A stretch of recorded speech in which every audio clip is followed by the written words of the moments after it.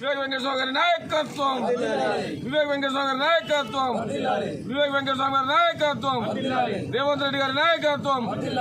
దీనికి సంబంధించింది కూడా చెప్పు. అదే చెప్పాలి కదా.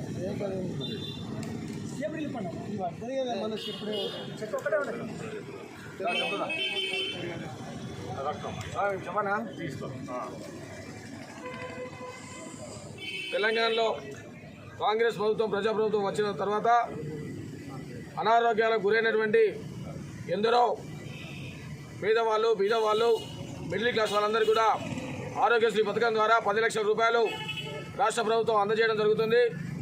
ఆ అందజేసేటువంటి ఆరోగ్యశ్రీకి అందుబాటులో లేక సొంత ఖర్చులతోని ఎవరైతే వైద్యం చేయించుకుంటారో వారికి ఎంతో కొంత ఆర్థిక సహాయం చేయాలన్న ఉద్దేశంతో గౌరవనీయులు రాష్ట్ర ముఖ్యమంత్రి వర్యులు చెన్నూరు నియోజకవర్గ శాసనసభ్యులు వివేక్ వెంకటస్వామి గారు రాష్ట్ర ముఖ్యమంత్రి సహాయ నిధికి వారి మెడికల్ రిపోర్టు పంపితే అక్కడ ఉన్నటువంటి అమౌంట్ ద్వారా కొంత ఆర్థిక సహాయాన్ని అందజేయడం కోసం సీఎం రిలీఫ్ ఫండ్ ద్వారా ఈ చెక్కును ఈరోజు గౌరవ శాసనసభ్యులు గారి ఆదేశానుసారం అందజేయడం జరుగుతుంది. బింగిలత గారికి కాంగ్రెస్ పార్టీ